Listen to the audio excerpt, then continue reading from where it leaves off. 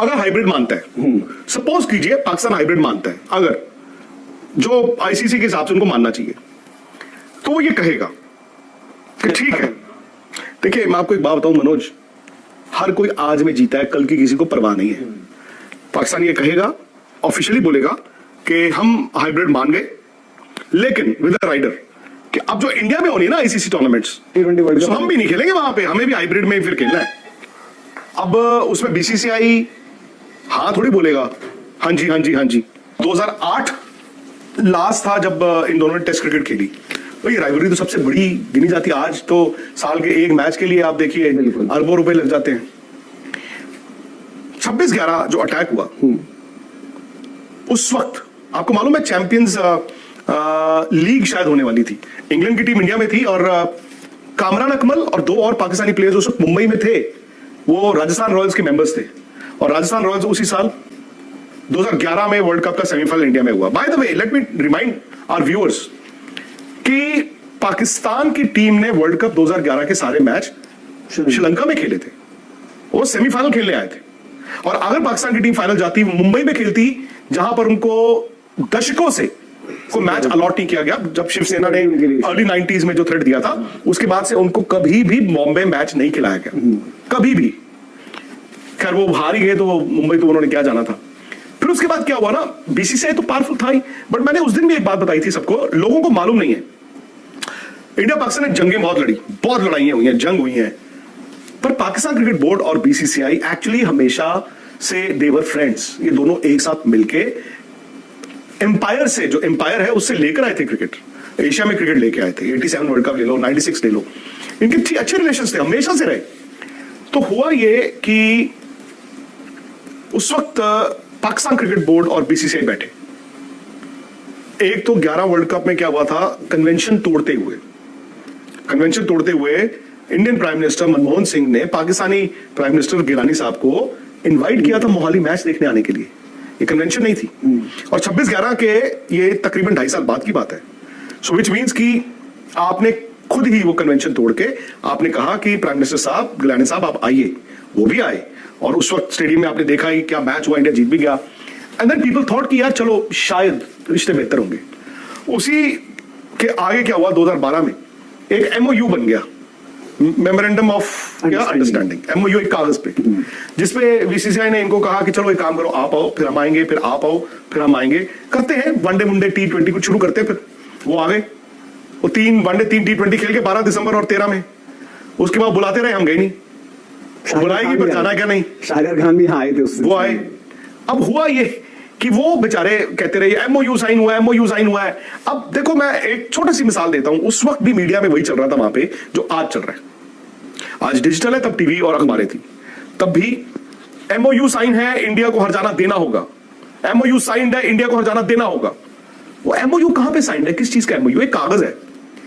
I know Pakistan के साथ मतलब वो हो गया, उनके साथ गेम हो गया, खेल हो गया, इंडिया गया ही नहीं। तो उसके बाद वो हमें कोर्ट ले गए थे, याद है ना? उनको हर्जाना देना पड़ा था, दे हैड टू पे। केस उन्होंने किया एंड दे हैड टू पे मिलियंस ऑफ डॉलर्स, बिकॉज उन्होंने कहा यार क्या टाइम वेस्ट कर रहे हो, ये क्या एमओयू है, खत्म। एक वक्त आया था मनोज 2015 आई थिंक दिसंबर की बात, दिसंबर से पहले 1 महीना पहले नवंबर में शुरू हो गया था, अक्टूबर नवंबर में, कि उस वक्त यार कुछ तो होने वाला है, कुछ तो होने वाला है, कुछ तो होने वाला है। और मोदी जी तब प्राइम मिनिस्टर बन चुके थे कि कुछ तो, उधर थे नवाज शरीफ। एंड उस वक्त ये फैक्ट है कि उन दोनों के आपस में रिलेशंस अच्छे थे, कि कुछ तो होने वाला है इन द सेंस कि एक ना तीसरे मुल्क में, न्यूट्रल कंट्री में दोनों टीमें 3 मैच खेलेंगी। उस वक्त फिर विंडो देखी जाती थी कि ये टाइम है कि नहीं है।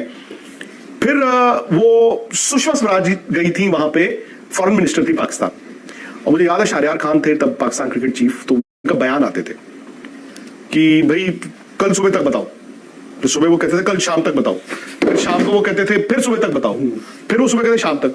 तो बाद में ना वो थोड़े से डेस्परेशन में थोड़े थ्रेटनिंग हो गए, इंडिया को पसंद नहीं आया, अगेन कुछ ना कुछ हुआ होगा।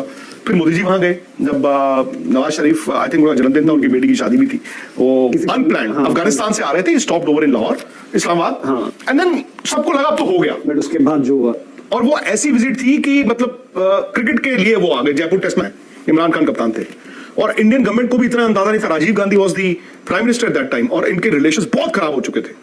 सोवियत यूनियन ने अफगानिस्तान में इन्वेजन किया हुआ था करते करते। बट वो क्या हुआ, वो उस टाइम पे चलो दोनों, एंड देन मुझे याद है उनको कारपेट्स वगैरह दिए गए, तो थोड़ी सी बातचीत शुरू हुई। परवेज मुशर्रफ आए थे 2005 में यहाँ पे दिल्ली में वनडे मैच देखने, जो इंडिया हार गया था। फिर वो अपनी हवेली गए और फिर वो एक तरह से समिट ही बन गया वो।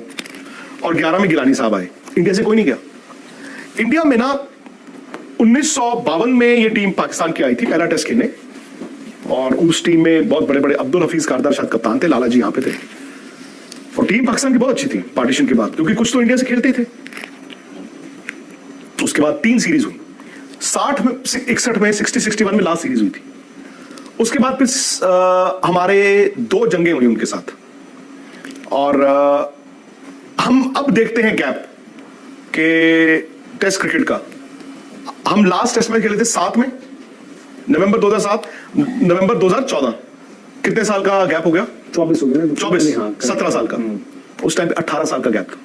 So the longest gap India Pakistan cricket का आज नहीं है, वो 61 से लेके 78 तक था, जिसमें फिर फाइनली कपिल देव जब कप्तान बने थे, और कपिल देव का डेब्यू था, सुनील गावस्कर बिशन बेदी कप्तान थे, तो इंडिया की टीम वहां गई थी। फिर वो आए, फिर हम गए, फिर वो आए, और हर रोज आना जाना रहा। और 80s में तो मतलब हर दूसरे दिन हम इंडिया पाकिस्तान का मैच होता था। 80s में थोड़ा नॉर्मल हुए रिलेशंस, और सो मच सो जब मिसेस गांधी, इंदिरा गांधी की डेथ हुई, असैसिनेशन हुआ यहाँ पे, इंडिया की टीम पाकिस्तान में थी, आपको मालूम है। वनडे मैच चल रहा था लाहौर में, पर इंडिया की बैटिंग हो चुकी थी, संदीप पाटिल के भी रन थे, दिलीप वेंगसरकर ने आई थिंक रन बनाए थे।